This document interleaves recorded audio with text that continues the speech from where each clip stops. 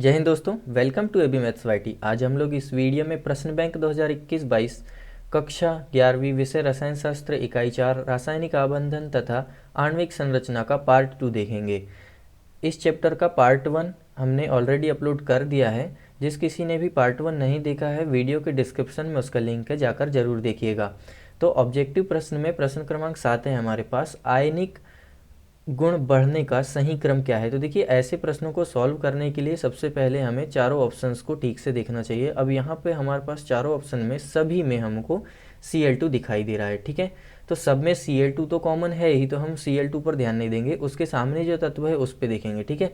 यहाँ पे हमारे पास में सभी तत्वों में जब हम अच्छे से इन ऑप्शंस को ऑब्जर्व करते हैं तो यहाँ पर हम पाते हैं कि जो सेकेंड ग्रुप है हमारा, सेकेंड ग्रुप या दूसरा समूह जो है हमारे पास में, यहाँ दूसरा समूह, उसके तत्व हैं बेरिलियम, ठीक, मैग्नीशियम, कैल्शियम और बेरियम, ठीक है। इस तरह से यहाँ पे हमारे पास में सारे के सारे तत्व दिख रहे हैं और इनके परमाणु क्रमांक कुछ इस तरह से हैं, 4, 12, 20, 56, इस तरह से इनके परमाणु क्रमांक हैं, ठीक। तो अब आप यहाँ पे देखिए, जब इनके परमाणु क्रमांक बढ़ते जाएंगे तो इनमें आयनिक गुण भी बढ़ता जाएगा। तो ऊपर से नीचे आने पर आयनिक गुण क्या होगा, इनका आयनिक गुण बढ़ता जाएगा, ठीक है। तो इस तरह से हमारे पास में ऑप्शन नंबर ए इसका राइट आंसर होगा। सबसे कम बेरिलियम, सब उससे ज़्यादा उस मैग्नीशियम, उससे ज़्यादा कैल्शियम और सबसे ज़्यादा बेरियम, ठीक है। नेक्स्ट प्रश्न है हमारे पास, निम्न में से किस स्पीसीज में अयुग्मित इलेक्ट्रॉन होंगे। तो देखिए, अयुग्मित इलेक्ट्रॉनों को पता करने के लिए एमओटी थ्योरी में 14 इलेक्ट्रॉन तक या उससे कम इलेक्ट्रॉन तक के लिए इस तरह का इलेक्ट्रॉनिक विन्यास है, या इसमें ऊर्जा क्रम इस तरह से होता है। और 14 से ज़्यादा इलेक्ट्रॉनों के लिए या 14 से ज़्यादा इलेक्ट्रॉन वालों परमाणुओं के लिए इलेक्ट्रॉनिक विन्यास का ऊर्जा क्रम ये लिखा हुआ है, ठीक है।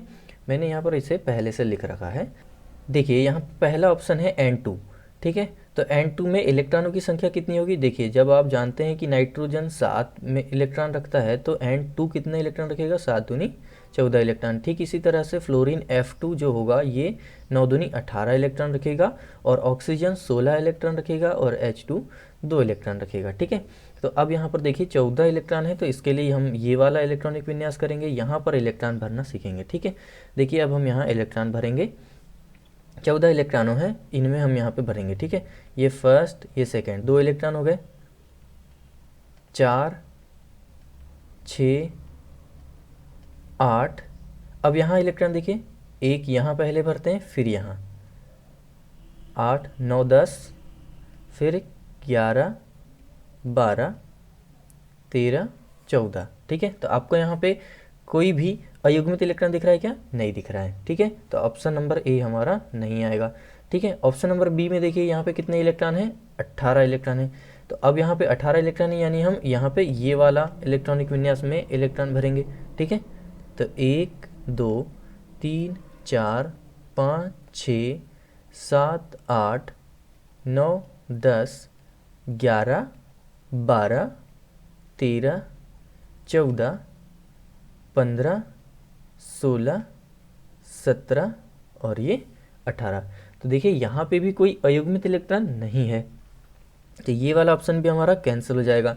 नेक्स्ट क्या है हमारे पास में, ऑप्शन नंबर सी, ऑक्सीजन। देखिए, इसमें 16 इलेक्ट्रॉन है, यानी हम यहीं पे इस वाले में इलेक्ट्रॉन में इस इलेक्ट्रॉनिक विन्यास में हम इलेक्ट्रॉन भरेंगे, ठीक है। तो यहाँ पर देखिए, हम इलेक्ट्रॉन भरेंगे 2, 4, 6, 8, 10, 2, 12, 2, 14, और यहाँ एक आएगा 15 और ये एक 16। तो यहाँ आपके पास में ऑक्सीजन में 2 अयुग्मित इलेक्ट्रॉन दिखेंगे, ठीक है। तो यहाँ पर हमारे पास ऑप्शन नंबर सी इसका राइट आंसर होगा, क्योंकि इसमें अयुग्मित इलेक्ट्रॉन मिल रहे हैं, ठीक। इसी तरह से अगर H2 में देखेंगे तो यहाँ पर 2 इलेक्ट्रॉन आ जाएंगे, बस इस तरह से, ठीक। नेक्स्ट प्रश्न है हमारे पास, निम्न में से किसका द्विध्रुव आघूर्ण शून्य होता है। देखिए, द्विध्रुव आघूर्ण क्या होता है, द्विध्रुव आघूर्ण बराबर होता है आवेश गुणा आवेश पृथक्करण के बीच की दूरी।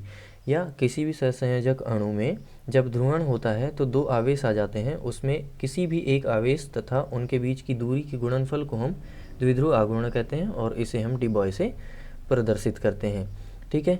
और यह इलेक्ट्रॉन एफिनिटी पर निर्भर होता है, यानी इसे हम इस तरह के तीर से प्रेजेंट करते हैं, ठीक है।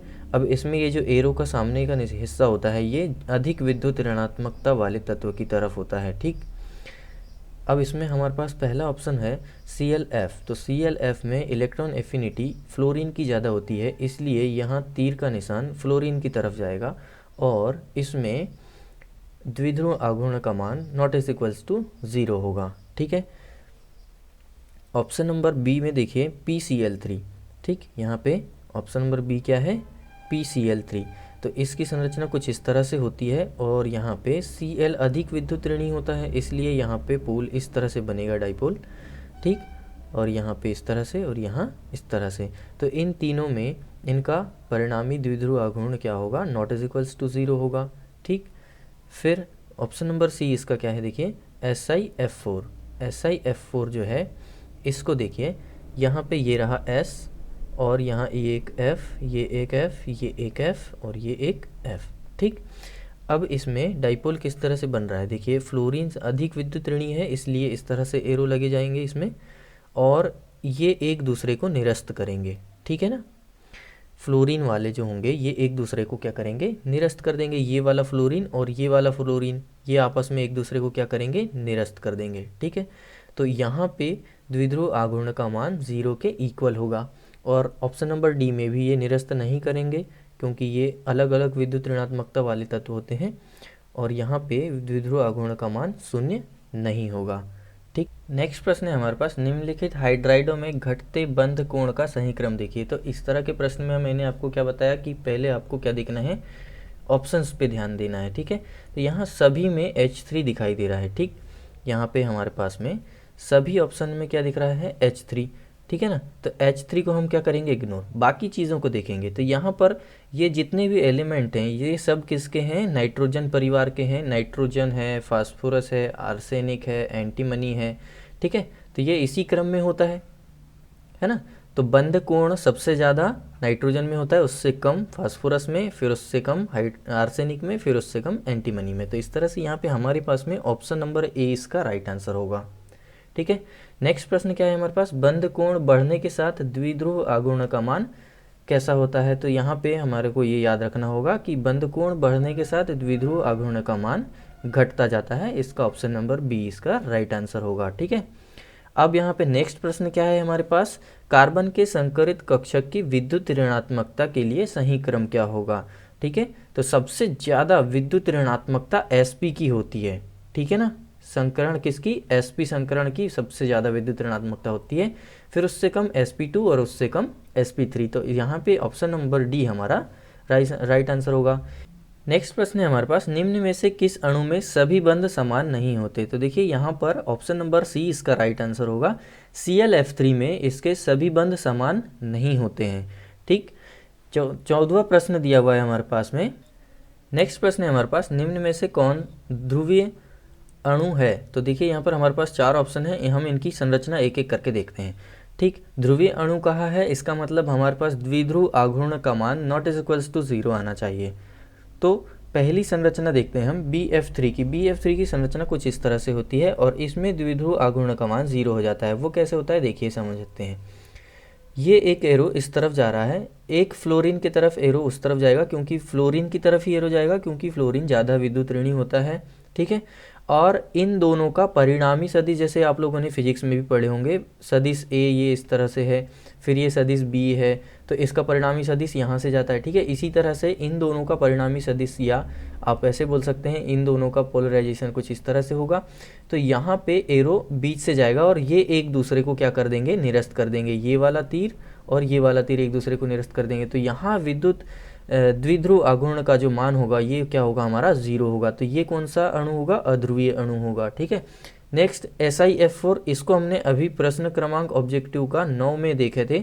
इसका भी मान क्या आया था, म्यू का मान 0 आया था, ठीक है। नेक्स्ट क्या है हमारे पास में, ऑप्शन नंबर सी, ठीक है। इसकी संरचना देखते हैं SF4 की। तो इसमें संकरण होता है sp3d और इसकी आकृति को हम C100 आकृति कहते हैं, ठीक है। ये हमारे पास में एग्जाम में कई बार पूछ लिया जाता है, SF4 की आकृति का क्या नाम है, तो C100 आकृति होती है, ठीक है। अब ये ध्रुवीय होता है। कैसे? इसमें द्विध्रुव आघूर्ण जो होता है उसका मान 0 नहीं आता, ये नॉट इज इक्वल्स टू 0 होता है। कैसे होता है? देखिए यहाँ पे 4 फ्लोरीन कुछ इस तरह से होते हैं और एक लोन पेयर इस तरह से होता है। ठीक, अब इनमें पोलराइजेशन के बाद में ध्रुवण देखिए, द्विध्रुव आघूर्ण में फ्लोरीन जो है ये ज़्यादा विद्युत ऋणी है तो एरो इसके तरफ होगा। ठीक है, ये एरो ये वाले एरो से निरस्त हो जाएगा। ठीक, और इन दोनों का जो परिणामी सदिश होगा वो ये वाला होगा। ठीक है, इन दोनों फ्लोरीन का जो परिणामी सदिश होगा वो ये वाला होगा। ठीक, तो ये दोनों अलग अलग होते हैं। अब ये सहसंयोजक बंध का परिणामी है और ये लोन पेयर का है, तो ये एक दूसरे को निरस्त नहीं करेंगे और यहाँ पे म्यू का जो मान होगा ये नॉट इज इक्वल्स टू 0 आएगा, यानी कि हमारा ये वाला जो अणु होगा ये ध्रुवीय अणु कहलाएगा। ठीक है, कौन सा? SF4। और डी ऑप्शन इसमें है XeF4, तो इसका भी मान द्विध्रुव आघूर्ण का मान क्या होता है? 0 के इक्वल आता है, इसलिए ये अध्रुवीय अणु है। ठीक है, तो इसमें ऑप्शन नंबर सी हमारा राइट आंसर है, ये ध्रुवीय अणु है। नेक्स्ट हमारे पास रिक्त स्थान दिए हुए हैं और इनके आंसर प्रश्न बैंक में पहले से गिवन है, इसलिए मैं यहाँ पर अब आपको सही जोड़ियों के आंसर बता रहा हूँ। सही जोड़ियों में देखिए आयनिक बंध, आयनिक बंध हम उन्हें कहते हैं जिसमें इलेक्ट्रॉनों का स्थानांतरण होता है। ठीक है, और सहसंयोजक बंध हम उन्हें कहते हैं जिसमें इलेक्ट्रॉनों का साझा होता है। ठीक, उप सहसंयोजक बंध हम उन्हें कहेंगे जिनमें इलेक्ट्रॉन का दान होता है। ठीक है, और HF जो होता है ये द्रव होता है और HCl जो होती है ये गैस होती है। रूम टेम्परेचर पे या सामान्य ताप पर HF द्रव जबकि HCl गैस होती है। क्यों? ये हमारे पास में एक IMP क्वेश्चन भी बनता है। ठीक है, नेक्स्ट क्या है हमारे पास? सही जोड़ी रेखीय, तो रेखीय किसकी संरचना होती है? BeCl2 की। किस तरह से? देखिए Be यहाँ जुड़ेगा इस तरह से Cl और एक Cl इस तरह से, और इनके बीच में एंगल होगा 180 डिग्री का। ठीक है, और इसकी संरचना कैसी होगी? रेखीय। ठीक, तो पहले का आंसर क्या आएगा? बी, रेखीय। ठीक है, द्विध्रुव आघूर्ण क्या होता है? E/D। चतुष्फल की संरचना किसकी है? XeO4 की चतुष्फल की संरचना है, तो यहाँ पे इसका ऑप्शन नंबर 3 होगा। नेक्स्ट क्या है? अष्टफल की संरचना, अष्टफल की संरचना SF6 की है, SF6 की। ठीक, और त्रिकोणीय द्विपिरामिडीय संरचना PF5 की होती है। ठीक, तो इस तरह से यह वीडियो यहीं समाप्त होती है। आशा करता हूँ कि मैं आप लोगों को ठीक से समझा पाया हूँगा। अगर आपको वीडियो पसंद आता है तो इसे लाइक करके शेयर ज़रूर करें और चैनल को सब्सक्राइब ज़रूर कर लें।